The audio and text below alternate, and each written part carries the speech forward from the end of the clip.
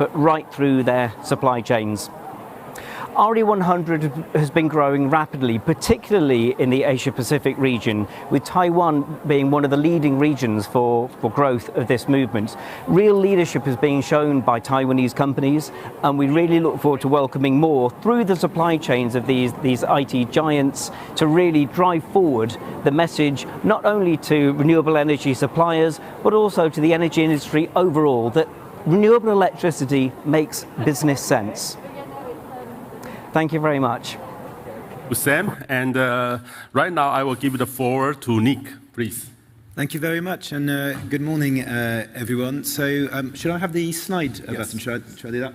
So, I was asked to sort of give you a bit of an example of a business alliance that exists already. So, I'm the executive director of the Aldersgate Group.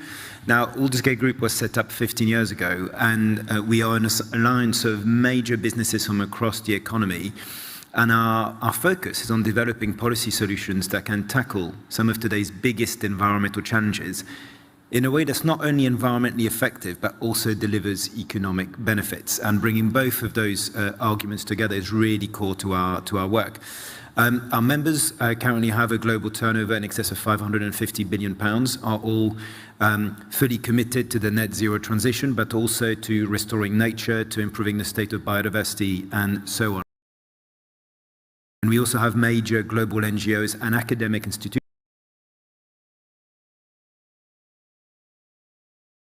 who work closely in partnership with our business members within the group.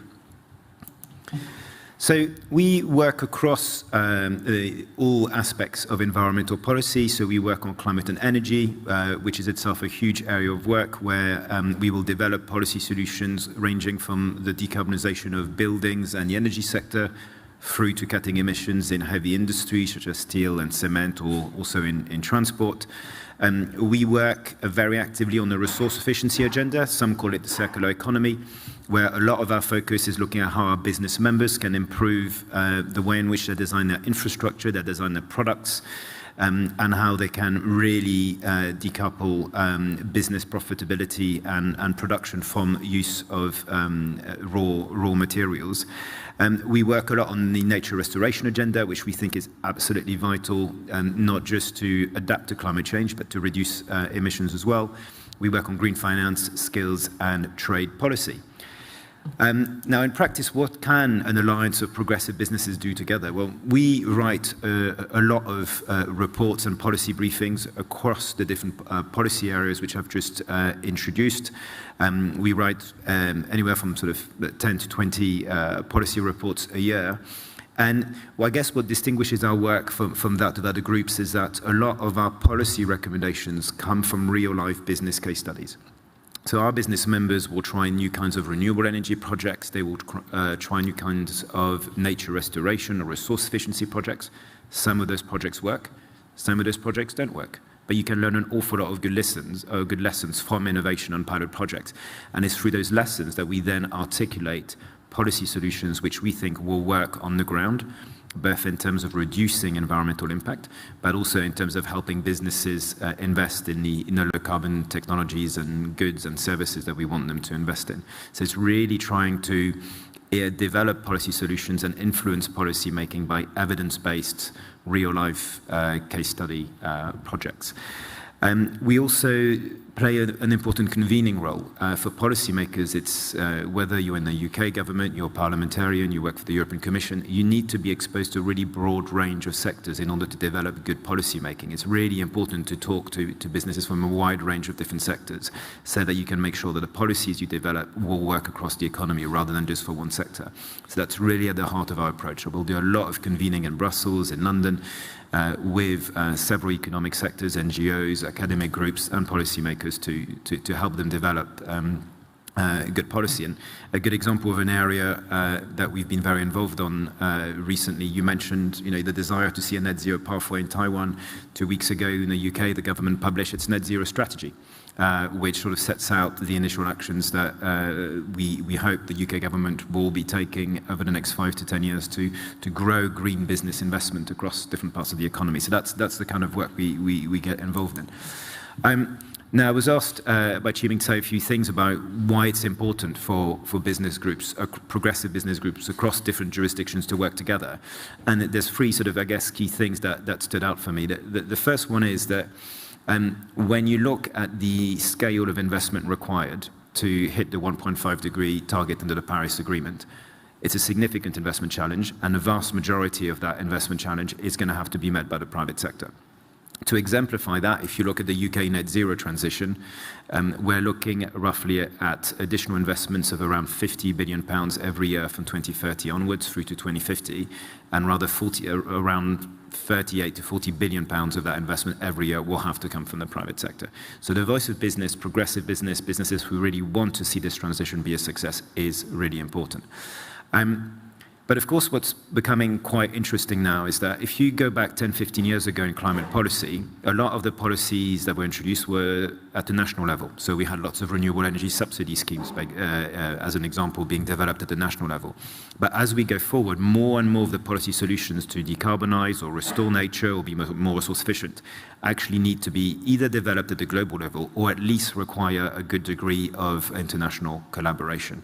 So for example, you would have seen on Tuesday, there was a declaration supported by over 40 countries, including the EU, the US, China, who agreed to collaborate together to develop product standards and policies to help grow the market for low-carbon steel, for clean vehicles, for renewable energy. And that's a good example of the more we can internationalize those standards, the more we can grow the markets for those goods. But another good example is carbon pricing. Now, one of the big areas of discussion here at COP26 is around finalizing the rules for Article 6 of the Paris Agreement.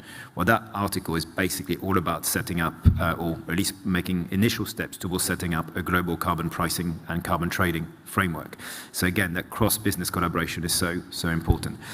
And finally, I think we have to remember that when we move towards this goal of climate neutrality by mid-century, not all countries are going to lead on everything.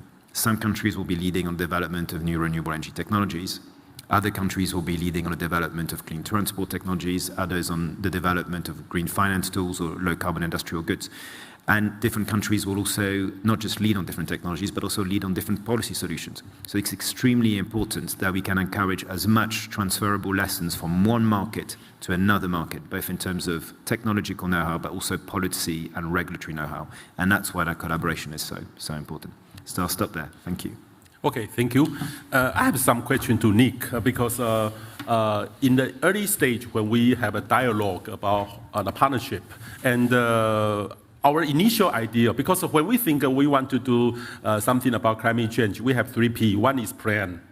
Your plan is very clear, and your organization is good enough to be independent. And the second is partnership. So that's why we have a partnership. And the third one is passion. So this A company, they are high level. They have the passion about climate change. And however, in the initial idea, we focus on the ICT industry. But because our good performers and some company, the other sector, want to join. And we are very afraid that because too many members will lose focus. How can you overcome the problem? So I think the key thing is, if you want to set up a business organization that is generally there to progress the climate and environmental agenda, I think it's important to try and be cross-sectoral where you can. So we actually try to get about 3 or 4 members per sector. We are not trying to be as big as possible, but we want to be as broad as we can so we can represent as many different parts of the economy as we can. But the other important thing is to have very clear eligibility criteria. Mm-hmm. And within our eligibility criteria, what we have, for example, is first of all, evidence of very clear commitment, not just on climate change, but we ask for clear commitments on resource efficiency, on nature restoration, on biodiversity. We then ask for evidence to show that there is senior backing within a company for those commitments. So is the CEO behind it? Is the CFO behind it? Who's the sustainability lead? Is it someone on the board or is it not someone on the board? The answer to that question will tell you a lot about how seriously a company takes the sustainability agenda. And then we asked for evidence of credible delivery plans. So a wide range of businesses and a growing number of businesses are taking on, for example, net zero target or science-based targets, and that's very, very welcome. However, there's a big difference between a company setting up a net zero target and not having a plan to deliver it, and a company that has a target and has a credible plan to deliver it. And what we look for is evidence that a company knows what they will be doing very specifically over the next 5 years, then has given thoughts about what it might want to be doing in the following 5 years. But then also we look for evidence of things that a company doesn't know. And most of the businesses who have net zero targets, especially those that capture their whole supply chains, like some of your members, will not yet have all the answers to get there. But that's fine, as long as they are honest about this and they are working on trying to find solutions about this, and they've identified the areas, the complex areas that they need to solve. But you want all that transparency and all that evidence in order to know that a new business organization will contribute positively to your membership, will not dilute its messages, and will not use it as an opportunity for greenwashing. Mm-hmm. Okay. My question is about greenwashing, because I remember the first day the Greta says lots of the leaders just want everybody to think they take it seriously, just greenwashing. And however, in some companies still are not really so willing to invest in climate change, really. And how can we avoid the situation of corporate greenwashing? Because some people also say, when they try to do greenwashing, and they will be green in the future. Yeah, so I think one of the important things, I think in the climate space is that we make sure that we require companies to take up net zero targets, but we also require them to publish what we call their transition plans to get to net zero. You may have seen on Wednesday, actually, that the UK Treasurer, so the UK's Finance Ministry, launched a requirement that says that as from 2023, listed companies or financial institutions will need to publish their plan to get to net zero. And if they're not publishing their plan, they have to explain why they're not publishing it. Now, ideally, I think it should be made mandatory and everyone should be doing it, because that would provide maximum transparency.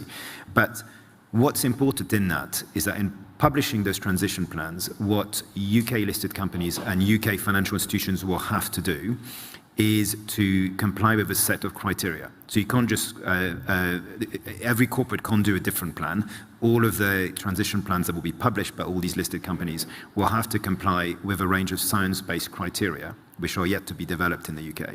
And I think that's going to be really important, because then that will provide much more transparency around who is genuinely on track or making genuine efforts to meet their net zero targets and who's not. And so I think really that requirement on mandatory disclosure backed by scientific independent criteria is really important.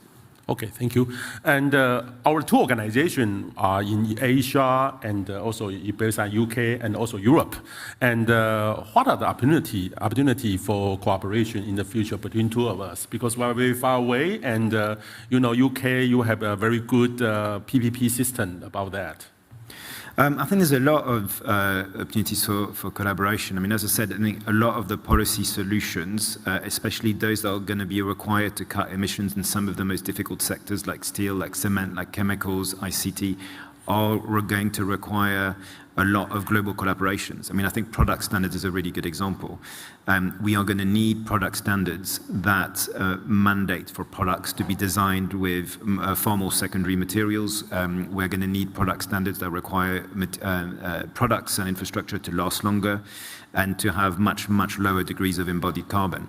And whilst you may want to start those kinds of initiatives at a national level, ultimately, really, you would like those standards to be applicable across different markets. And so that's why I think groups like ours can really collaborate. And it's important to remember that we in Europe consume a lot of the electronic goods that come from the Asian market. We also have common challenges in terms of how you decarbonize transport, steel, cement. So I think the opportunities for collaborating are plenty. Okay, now we will go online and start our forum. And because we also have two speakers, one is the Yang Xihai, and later on the Microsoft CEO Ken Sun. And the president of our partnership will give us our opening remarks after his speech, and we have maybe 3 minutes, and we will open up the question on this floor. And welcome everyone to this website. And the chairman of a company will personally explain something. Go online, please, and you can also ask some question after this one. And I welcome the Yang Xihai. Please. To our distinguished guests and friends all over the world, good afternoon. On behalf of the Taiwan Climate Partnership, TCP, I'm very pleased to welcome you to participate in the Climate Ambition into Industry Action Forum.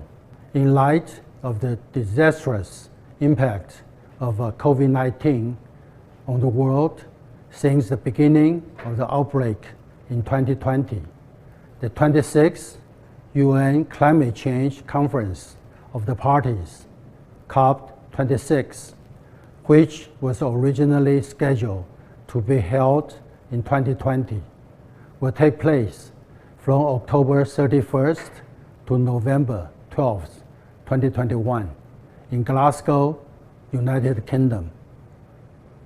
COP26 is the largest and the most significant gathering of world leaders focusing on how to tackle the effect of climate change. According to the 6th Assessment Report, AR6, published by the Intergovernmental Panel on Climate Change, IPCC, this August, the world is very likely to surpass 1.5 C of global warming by 2040. In other words, this report has issued a code red for humanity, which indicates that we are facing an extreme climate emergency. Taiwan authorities have begun assessing and planning the possible paths for Taiwan to achieve net zero emissions by 2050 and to facilitate the transformation of our entire society and the industry through amendment to laws and the regulations. In the face of the climate change crisis and the challenges arising from the new era of net zero emissions, Taiwan companies, as an integral part of the global electronics supply chain, have also taken a series of actions. Since 2007, Delta Electronics has participated in the COP to share and exchange the latest information and the response practice on climate change with the international community. In 2015, we committed ourselves to women business. After achieving our original goal of a science-based target, SBT, ahead of time in 2020, we then actively joined RE100, committing to 100% renewable electricity and carbon neutrality targets for global operations by 2030. I'm very pleased that in these initiatives, we have many like-minded partners among Taiwanese tech companies, including TSMC, AUO, Microsoft, Lite-On, Acer, ASUS, and Pegatron. In collaboration with these outstanding partners, we launched the Taiwan Climate Partnership, TCP, together this year. The TCP aims to advocate the net zero goal to the supply chain in actual practice while connecting with the latest climate trends through close cooperation with international organizations such as COP, the IPCC, and the foreign chambers of commerce in Taiwan. For instance, at the end of October, the TCP organized an event titled Moving Towards Net Zero, the crucial role of a business in collaboration with the British office Taipei. Its aim was to learn about the UK experience on climate action and share the cases of Taiwan companies' carbon reduction. In addition, the TCP endeavors to lead the Taiwanese supply chain in connecting to the international community and moving towards net zero emissions using the influence of the 8 tech companies I just mentioned.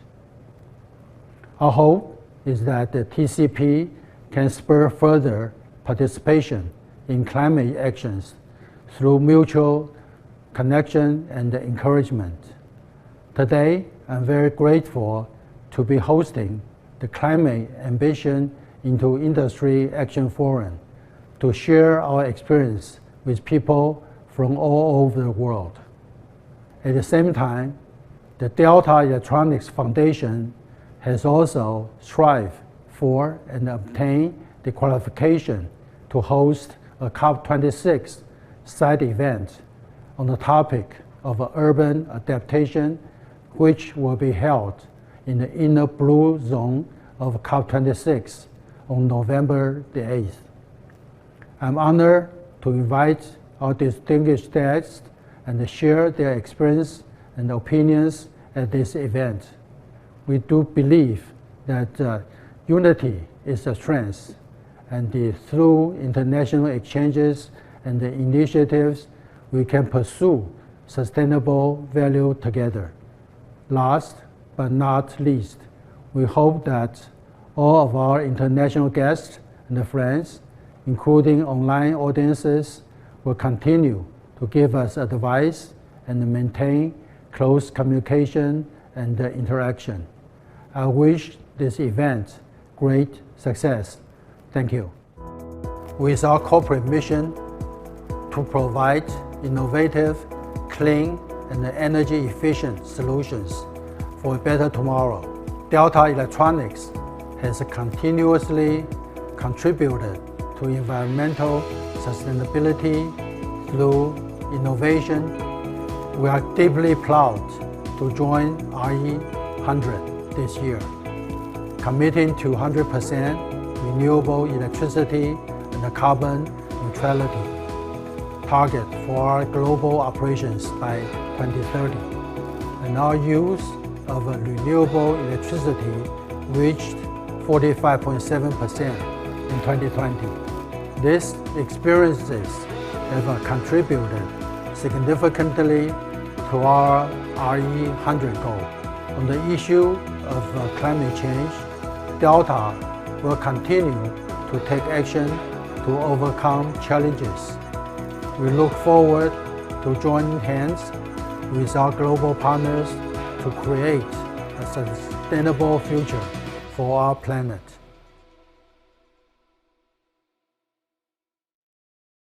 RE100.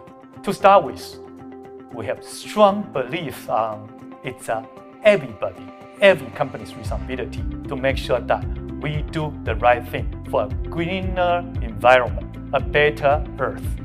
At this moment when we are speaking, Acer Corporation is used up to more than 44% renewable energy, and we have committed by 2035, the number will go up to 100, and therefore RE100 by 2035. We have been doing CDP for 2-tier supply chain, and we'll expand it to 3 tiers in 2022. At the same time, we have co-founded Taiwan Climate Alliance to include more ICT companies locally in Taiwan to make sure that collectively we do the right thing for climate change, for green environment, and for renewable energy.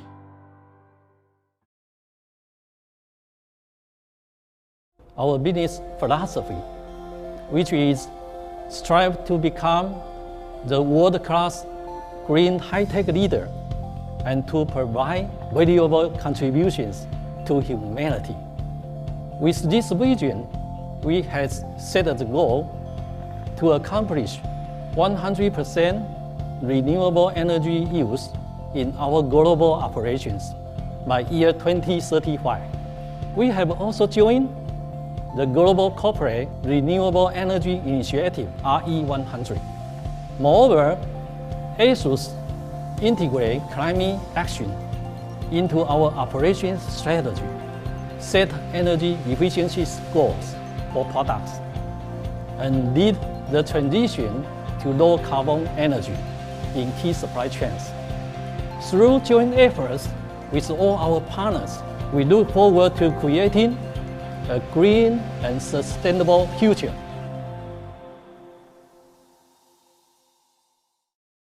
With the global climate undergoing drastic change, we are required to face the net zero issue more actively. AUO has long been committed to environmental sustainability as we have created high-efficiency circular production of water, energy, and materials. Furthermore, we reduce carbon emissions year by year on the basis of international science-based targets. Under the TCFD framework, we grasp the financial impact of climate and related risks and opportunities. And via our technical capabilities, we provide high energy efficiency products and develop solar business service, allowing the promise of 100% renewable energy use to extend from ourselves to others. As we face this critical moment in the present climate emergency, let AUO team up with you to create a low carbon transformation, advancing towards net zero.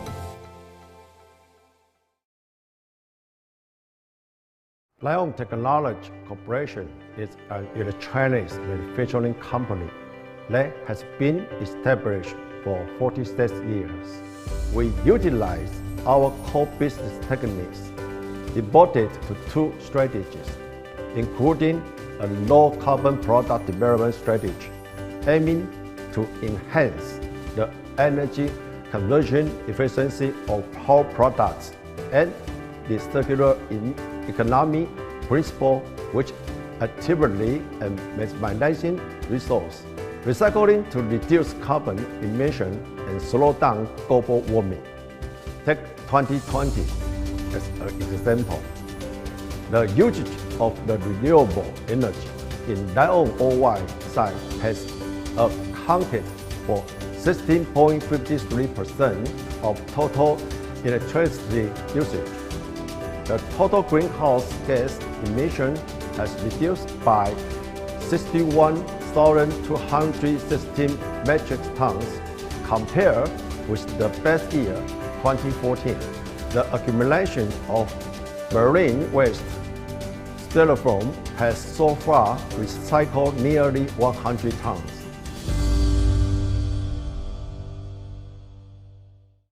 The scientific consensus is clear. The world is confronted with an urgent carbon challenge.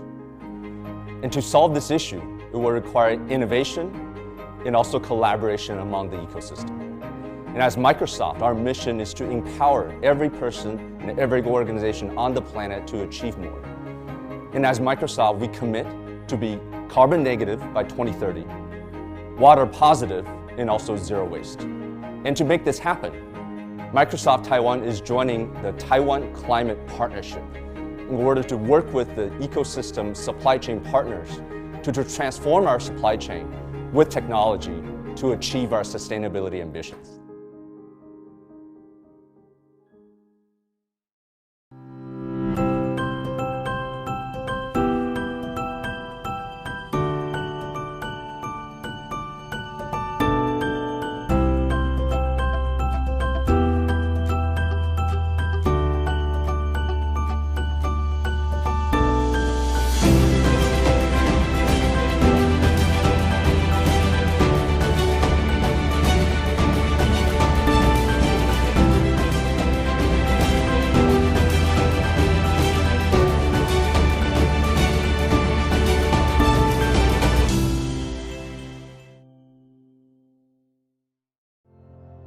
Taiwan is a small place and the resources are scarce.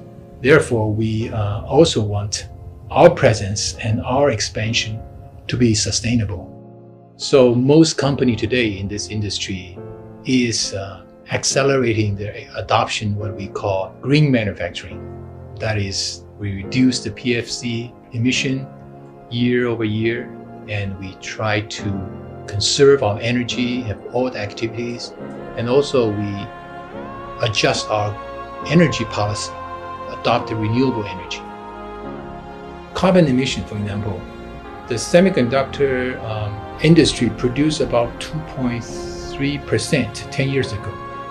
And today, we are aimed to reduce to 1.9% of the global carbon emission in 2030.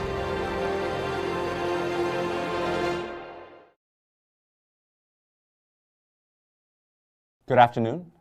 My name is Ken Sun, a country GM for Microsoft Taiwan. I'm pleased to share with you today our vision to empower the ecosystem to achieve the sustainability goals with digital technology. The scientific consensus is clear. The world is confronted with an urgent carbon crisis. And to resolve this issue, we must work collaboratively and also innovate together to achieve this goal. And we believe while the world is going neutral, carbon neutral, but neutral is not enough. Those who can go faster and go further should do so. So Microsoft, we have announced to be carbon negative by 2030, and also by 2050, removing all our carbon emissions since founded in 1975. We also want to be water positive and also zero waste. And most importantly, our cloud data centers will be running on 100% renewable energy by 2025. And we see this as a learning journey. So it's important that we define the guiding principles that we can continue to drive and also to learn from. So at sustainability, we really have 7 guiding principles that I would like to share with you today. First of all, we believe it's very foundational that we stay grounded in our work with math and science. And secondly, as I mentioned, it's important to take responsibility of our own carbon footprint and also those of our supply chain. Thirdly, we'll be investing over the next 4 years, $1 billion in our Climate Innovation Fund to accelerate the innovation of carbon capture technology and also new innovative technology to reduce carbon footprint. As well, we'll be supporting our customers and partners and supply chain on their own digital transformation and sustainability journey. And we believe technology will be a key part of that. Also, we believe in our own transparency, so we commit to continue to be transparent as a company in our annual sustainability report. As well, we're going to help our partners to become transparent with technology. The last 2 guiding principles evolve around using our voice with carbon-related issues and also renewables to influence our government in its policies and future directions. Last but not least, we realize our biggest asset as a company is our employees. So we strive to enlist our employees, motivate and engage them to really help the company and also the entire world achieve our sustainability ambitions. In our carbon footprint, we can define it in scope 1, 2, 3 emissions. So scope 1 is really our own emissions. Scope 2 is that of our emissions through power generation and also power consumption. And thirdly is really from our supply chain, from our products and services, from upstream and downstream transportation, and also our employee carbon footprint. So we really see it as kind of 4 focus areas to drive a circular impact. First, it starts with our employees, and then our products and services, and also our partner ecosystem. Lastly, it's really around the policies that we want to keep driving a sustainability focus and to keep reducing our carbon footprint. And as Microsoft Taiwan, we have an especially important goal and also agenda here is really to transform the ecosystem. I think the traditional ecosystem is something that we've all lived through, and also especially during COVID, we felt the inefficiencies, the end-to-end inefficiencies, and also the lack of transparency in our current setup in the supply chain. It's due to disconnected processes, it's due to disconnected planning, and also to siloed databases that without really a coherent planning and integration of this data, which really doesn't provide the transparency or efficiency that we need. Moving forward, we see this transformation happening with the supply chain into a resilient supply chain, where the focus is not just around the product that we make, but rather the data that it produces and it generates from its whole life cycle, from design to its usage and also to its after usage. We see it as an orchestrated process and also data and insight driven. And more importantly, you can use data and AI to do predictive operations and also to give you full end-to-end visibility into the entire supply chain for the entire life of the product and service that you're developing. So with this concept, it's not only a more integrated and collaborative supply chain, it is really what evolves into supply chain as a service, where each part is a microservice that provides more insight and data into the operations. And with that, we can see the transformation of sustainability happening on top of this new resilient supply chain as a service. So starting with a product, what it's used after its life cycle, how it's recycled and reused. That's going to be one aspect of this reuse of a product after its life cycle. And also after it gets into the disposition market, how do we reuse, return, and redistribute that product to extend his lifetime. Last but not least, we see the greater cycle being how do you design for reuse?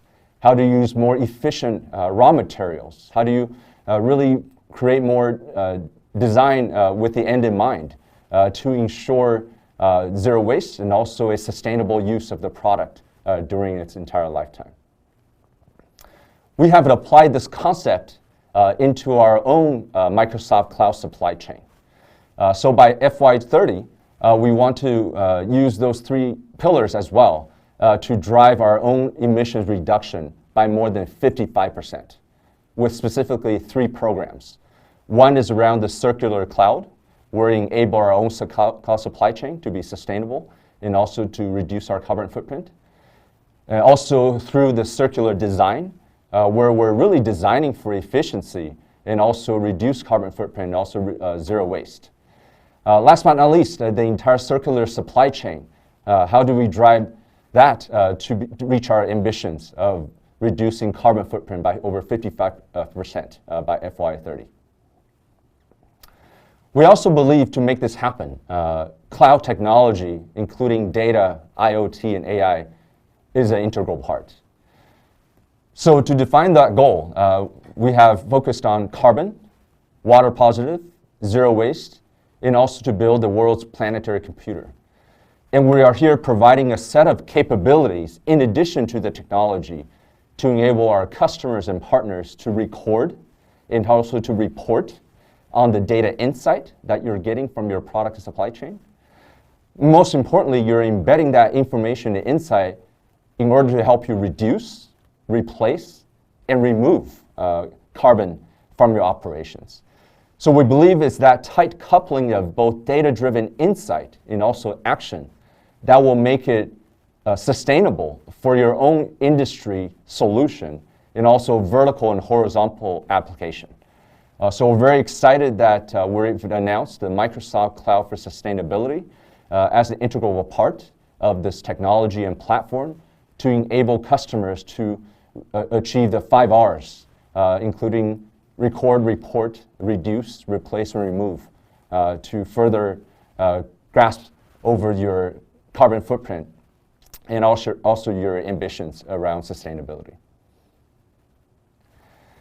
We're also very excited to be part of the Taiwan Climate Partnership, which is a way for us to really work very closely with our ecosystem partners and use the technology that I've mentioned to empower that ecosystem to achieve the sustainability goals. And like I started, we believe it's really through collaboration and also through joint innovation that we're going to make this happen. So Microsoft, we play a key part in the supply chain as the only multinational cloud supplier who's enabling this ecosystem to achieve their ambitions.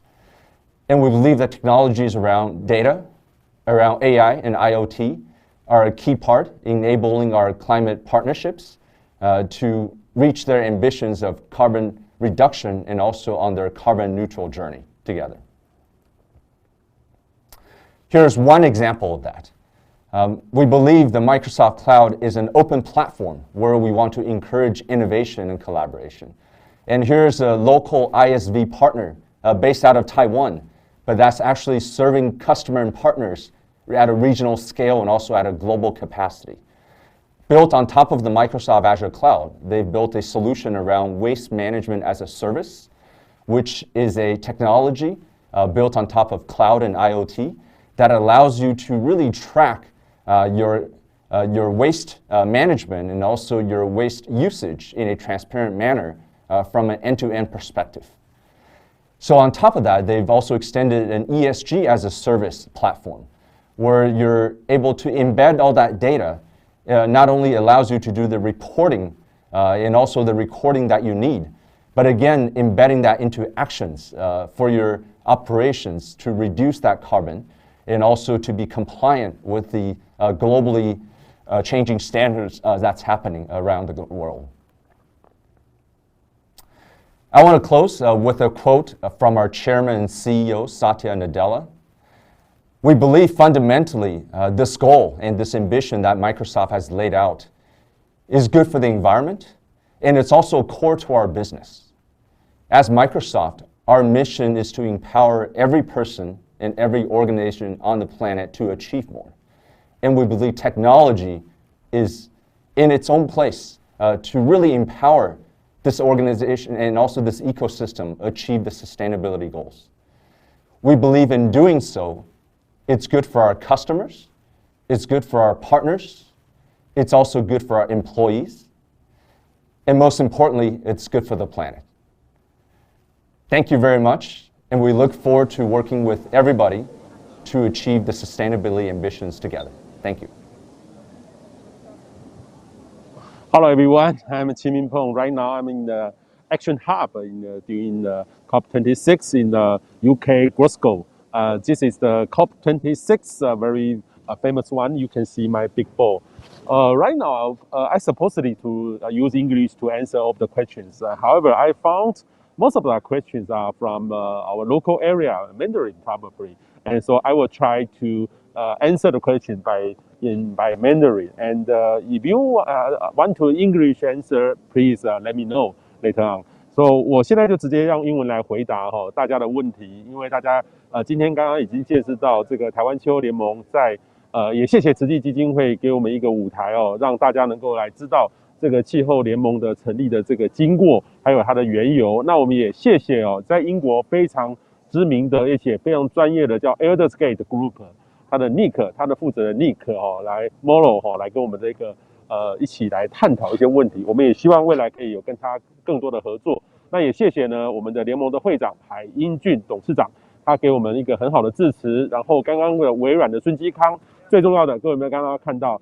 刚刚那个影片呢，大家一定从来没有看过，是8家老板他们拍的这个影片，8个企业的气候的行动，这个是在台湾从来没有出现过的。其实这8家里面呢，一开始就1家，现在已经有4家，应该还有第5家、第6家都会宣布 RE100的这样的一个策略那我先回答一个刘光颖的问题他其实刚刚这个 Molo 其实一直跟我提到说，因为我一开始我们要做的时候，他特别提醒我不要太这个分散，一定要核心。所以其实我们那时候，当我们在讨论这个气候联盟的成员有谁的时候，我们台湾的很多的知名企业都做得很好，例如说台泥也做得很好，有一些金控也做得很好，是不是可以一起来加入？但是我后来发现说，不一样的产业，它的特性差异非常的大，所以我们呢，可能还是要集中在 ICT， 先以 ICT 为主。如果我们成功了之后，会继续做。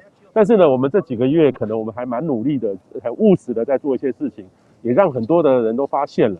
所以其实最近呢，包含了我们的联盟的内部或是外部，好多人来问。所以我们目前呢，我们正在规划，明年呢应该就会开放更多的企业来参与我们这些内容不过呢，我告诉各位，其实参与是要付出的，是要投入的这个心意或是说大家的支持，是最重要。那我们目前呢正在规划明年3月的时候，应该会有一个碳中和展，碳中和把这个企业它的碳中和做到 Carbon Zero 到底要怎么做，能够展示出来。那我们也希望可以带动台湾的碳市场、碳的产业能够真的出来，因为我们很多年轻朋友其实他发现他来投入这个气候变迁，很像变成只有一个道德性的诉求，没有工作。其实这个是有很多的机会在这个里面的哈，所以我们现在应该在明年度会陆陆续续的开展出来，会有更大的商机跟机会。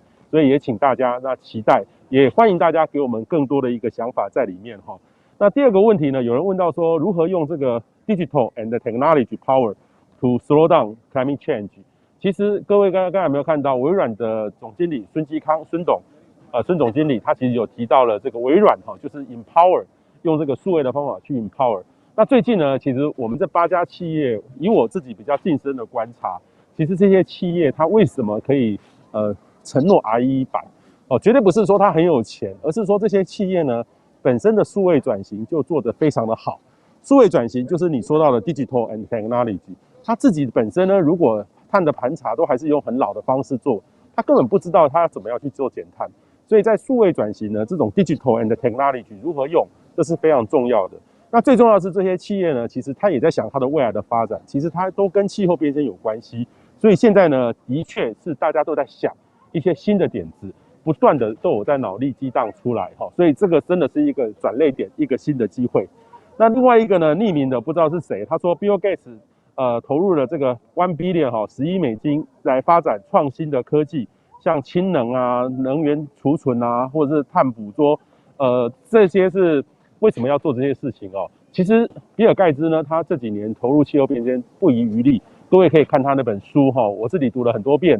其实他本身呢，在这次的联合国会议，他也有来，他要有一个 breakthrough 创新的一个联盟哈，很多人都参与在这个里面。我也一直在关心这个事情，他是用企业家的方式来解救气候变迁，这个也是我们要观察的这个地方哈。所以我曾经跟那个微软的孙总告诉我们说，我们的联盟是不是可以跟比尔盖茨的基金会有一些密切的这个讨论跟连结哈？这是希望未来可以做到这些事情。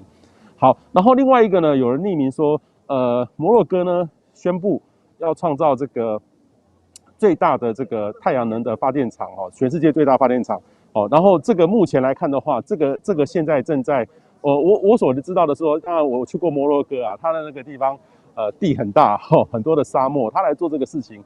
比我们台湾来说的话是容易的很多哈，我个人觉得容易的很多。他们的这种转型也相对的，如果有一个更好的市场机制的话，它的确是可以解决他们这些问题。但是呢，其实还有很多非洲的国家也面临到做这些事情。所以在台湾来说的话，因为我们地小人稠，太阳能的话，我期待说太阳能未来的这个转换效率，未来可能会成长得很快，会更好。所以过去的太阳能只能那么一点点，说不定未来呢就有很大幅度的进展。那这个呢，在5到10年内应该都会有很大的变革了哈。所以虽然说我们的土地没那么多，屋顶也没那么的多可以用太阳能，但是我觉得未来是可以有的哈。好，那有人问说 TCP 是否建立一套的标准或规定来成员必须达到某个减排或是永续发展的标准？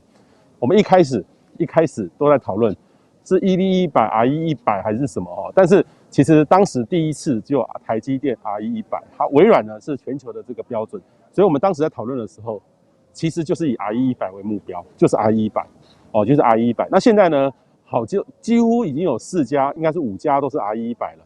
那剩下3家呢，其实他们我知道的是友达很像可能近期就会宣布，因为他们非常的积极，所以这个有一个这样的这个所谓的这种同侪的压力哈，所以这些老板呢由上而下就会非常的支持做这些事情。所以目前来看的话，这些都会赶快的会跟上，而且呢，他们那几个老板。我们私下在讨论的时候，他们也都在关注这个事情，他们也不会落于人后，因为现在没有这样的 RE100 的话，它的竞争力也会受到一些影响。那它下游的供应链呢？当它 RE100 的时候，它下游供应链当然会朝向那个方向来进哈。所以这个说真的 ，RE100 就是我们一开始第一次讨会的目标。那有人问到说哈，这次 COP26 到目前为止有什么重大的突破跟成果吗？哈，我早上刚好在读这些的内容哈，我可以很快速的跟大家来分享我的观察哈。其实这一次第一个是大国的政治承诺，已经让我们如果按照政治承诺的话，大概是我们的温度可以上升到1.8度，哦，当然离那个1.5度，2010年1.5度还有一段距离，但是至少要到1.8度了。可是呢，如果真实的去看各国现在的政策，因为承诺是一回事，政策又是一回事，一定会有落差。就是说我说的跟我做的，可能每个人都不一样，每个国家也是，实际上是2.7度，所以还是有落差，还是远远不够哈。这个是承诺，但是这个东西你没有一个会议来这边来谈，大家画下这个承诺的话，就不会有后续。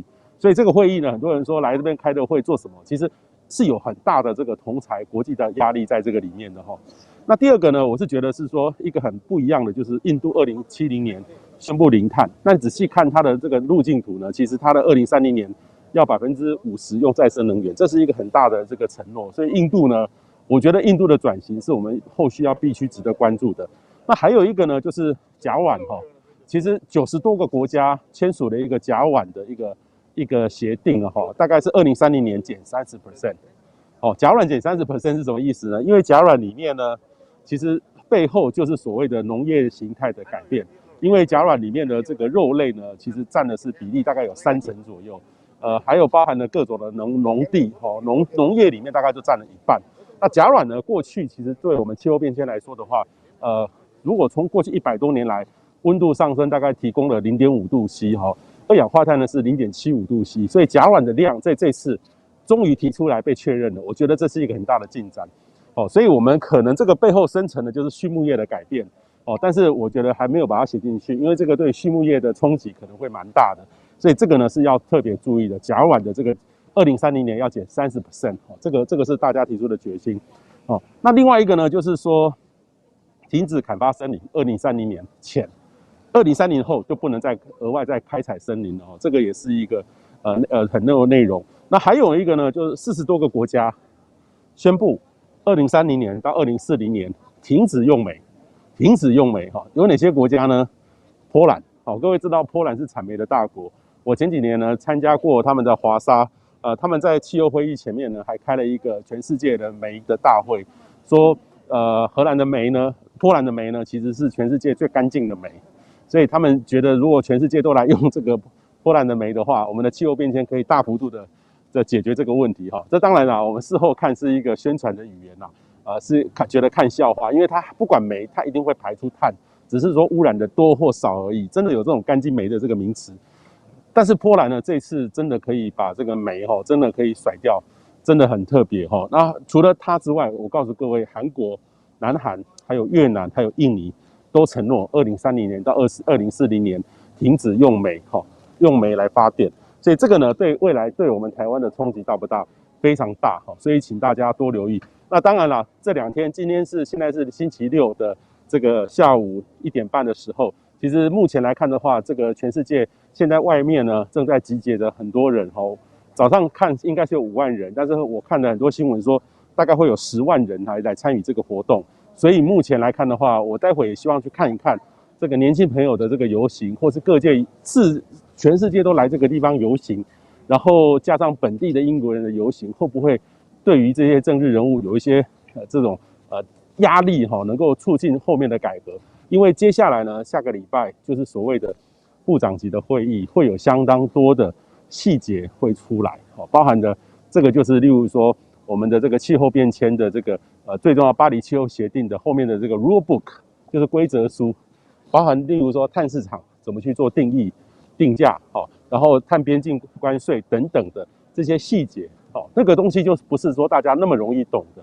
但是这个气候变迁有一步一步的细节，一步一步有不一样的人都在这个里面在谈这个事情。我觉得我对于这一次的会议呢，我个人还是觉得是乐观的，因为每次会议呢就会有一步一步的进展。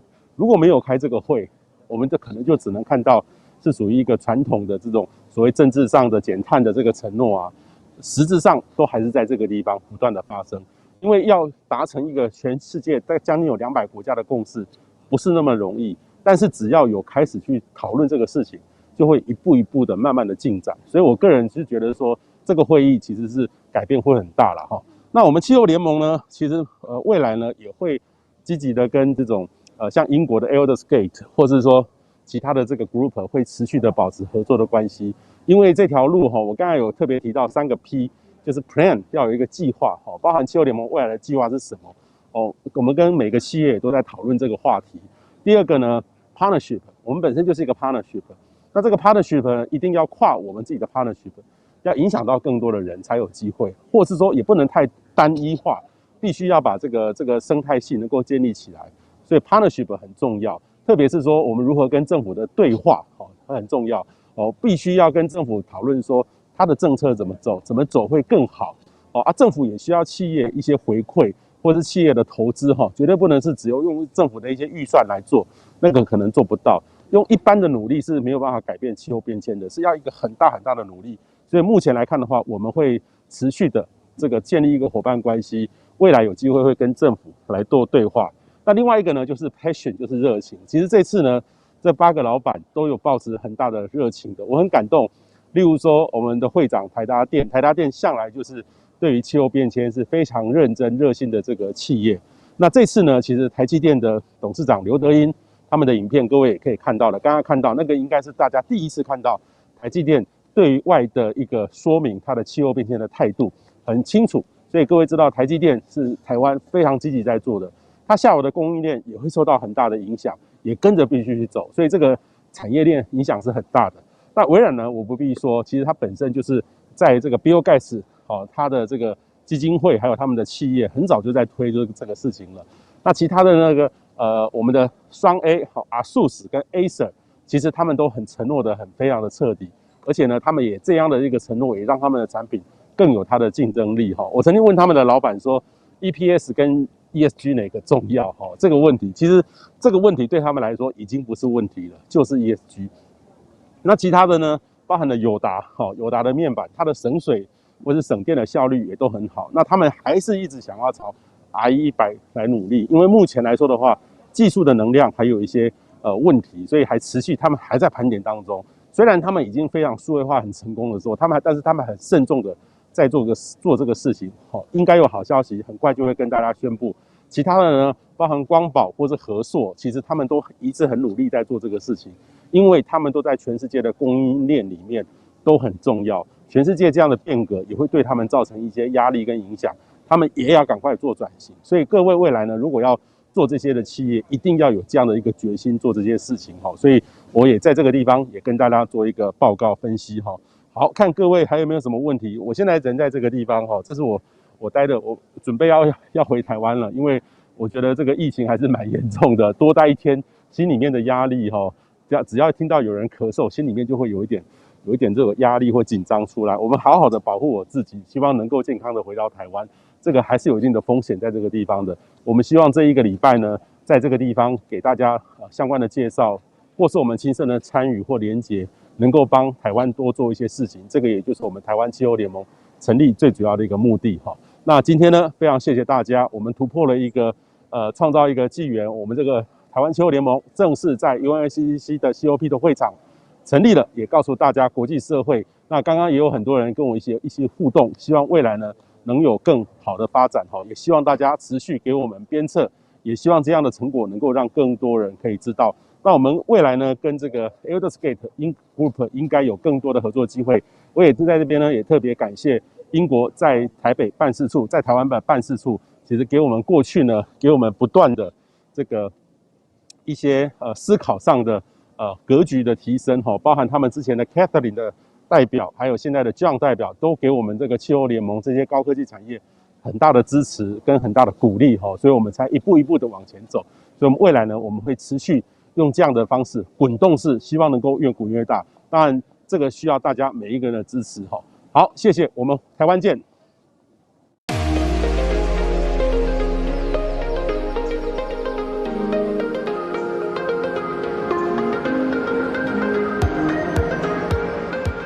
这几年，台湾的智慧城市展逐渐发展成亚洲重要的会展，不同的国家来到这里交流智慧科技，讨论城市治理。许多国家对台湾产业界的能量感到惊艳，也希望有更多合作的机会。台湾正在迎向5G 的时代，我们会加速加量推动数位基础建设的布建，各地的产业聚落跟试验场域也正在扩大。我们距离数位国家智慧岛屿的愿景是越来越近了。那么迎接后应期时代，面对 AIoT 应用更加普及的趋势，我对台湾企业的技术能力、创新的能量很有信心。治安就是国安，我要请政府跟业界的伙伴积极的强化治安技术，才能让台湾智慧城市应用既先进又安全，成为全世界民主国家的典范。今年我们的智慧城市展共有251家厂商以及10个县市政府共同展出，用了将近1000个展位，这已经恢复到往年展出的规模。台湾在 ICT 产业本来就相当有实力，那如何在后疫情时代去面对这个新的局面，让产业之间可以互相合作在转型的过程当中也促进我们产业的升级我想这是智慧城市展最重要的目的。我们各城市在努力的推动智慧城市的各种应用，其实它有3个层次的含义。第一个是城市的智慧治理，第二个是智慧产业，第3是智慧生活。希望借由我们智慧城市的论坛，或者是在未来的整个智慧应用服务的产业的一个发展，也能够跟全球来分享台湾以及高雄市在这一方面的一个努力。